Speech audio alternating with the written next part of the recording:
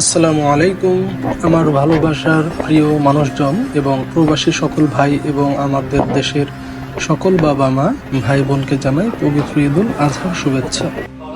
Saudi আরবে আমাদের ঈদ কেমন কাটালাম তারই ধারাবাহিক পর্বের দ্বিতীয় পর্বে সকলকে স্বাগত।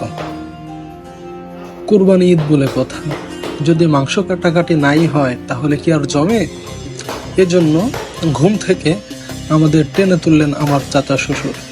2টা খাসি কুরবানি করা হলো আল্লাহর সন্তুষ্টির উদ্দেশ্যে। তারপর মাংস কাটাকাটি এবং বন্টন শেষ হতে জোহরের ওয়াক্ত হয়ে গেল। তারপর আসর পর্যন্ত আবারও ঘুম। বিকালের দিকে আমরা বের হলাম একটু ঘোরাঘুরির উদ্দেশ্যে।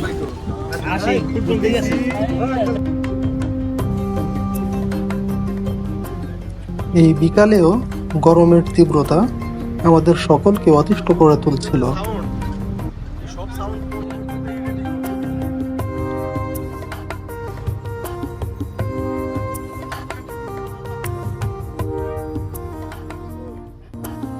যাই হোক, কিছু সময় পর আমরা খুবই দৃষ্টিনন্দন একটা স্থানে এসে উপস্থিত হলাম। একমাত্র প্রকৃতি প্রেমীরাই এই সৌন্দর্যের মর্ম উপলব্ধি করতে পারবে।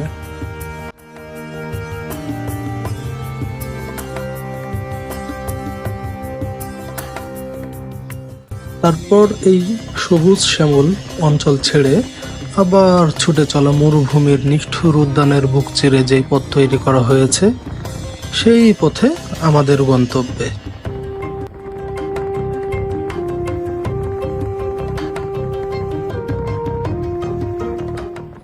একটা সময় আমরা এসে পৌঁছালাম হাফ মুন বিচ। এই স্থানটা সৌদি আরবের দাম্মামে অবস্থিত। তখন সন্ধ্যা প্রায় ছুঁই ছুঁই, তাই আর সময় নষ্ট না করে আমরা নীল সমুদ্রে ঝাঁপিয়ে পড়লাম। ছোট বড় সকলে মিলেই যেন কি এক শক্ত বাঁধন।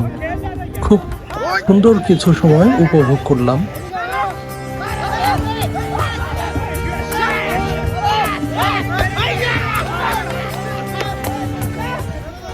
দেখতে দেখতেই যেন সূর্যটা হারিয়ে গেল ধুধু মরুভূমির মাঝে। সন্ধ্যা নামার পরেও কেউ কেউ সমুদ্রের পানিতে যেন স্বস্তি খুঁজছিল।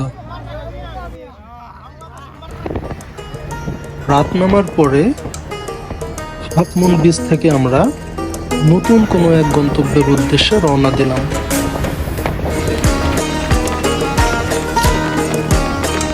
তারপর যেখানে আসলাম এই জায়গাটা দাম্মামের আল খুবারে অবস্থিত।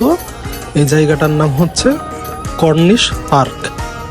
তো এইখানে আসার পরে মোটামুটি আমার নিজেদের দেশের অনেক লোককে দেখলাম, তারা অনেক আনন্দ ফুর্তি করতেছে।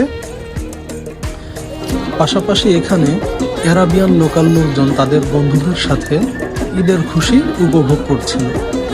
আমরাও কিছুক্ষণ তাদের আনন্দের সাথে তাল মিলালাম, কিন্তু ওদের এসব গানে আমাদের আসলে কোনো তালই আসে না।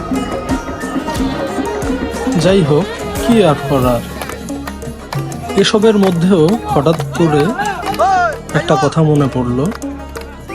জানি না আসলে যেসব দেশে মুসলিমদের উপরে নির্যাতন চলতেছে তাদের ঈদ কেমন কাটতেছে, আসলে তাদের কি অবস্থা, আমার ফিলিস্তিনের ভাইয়েরা কিভাবে ঈদ পালন করতেছে।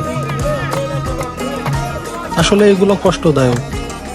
আপনারা সকলে দোয়া করবেন বিশ্বের যেসব মুসলিম দেশগুলোর উপরে জুলুম অত্যাচার চলতেছে, আল্লাহ যেন তাদেরকে হেফাজত করে।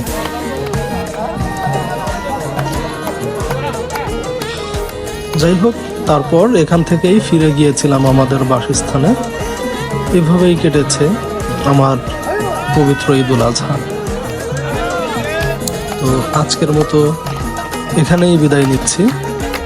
আমার জন্য দোয়া করবেন, আমাদের জন্য দোয়া করবেন। আমরা যারা প্রবাসে আছি তাদের সকলের জন্য দোয়া করবেন।